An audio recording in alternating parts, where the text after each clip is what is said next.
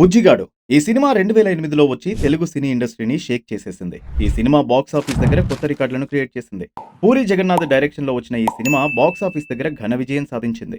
ఒక విధంగా చెప్పాలంటే ఈ సినిమా విజయానికి ప్రధాన కారణంగా డైలాగ్ కింగ్ మోహన్ బాబు అని చెప్పొచ్చు. ఈ సినిమాలో నట ప్రపూర్ణ మోహన్ బాబు నటన సినిమాకి ప్రాణం అని చెప్పాలి. శివన్న పాత్రలో ఆయన నటించారనడం కంటే జీవించారని చెప్పాలి. స్క్రీన్ మీద పాన్ ఇండియా స్టార్ ప్రభాస్ ఒకవైపు, నట ప్రపూర్ణ మోహన్ బాబు నటన ఇంకోవైపు ప్రేక్షకులను మంత్రముగ్ధులను చేసేసింది. బుజ్జిగాడు మేడ్ ఇన్ చెన్నై ఈ చిత్రంలో మోహన్ బాబు నటన ఆ సినిమాకే హైలైట్ అని చెప్పాలి.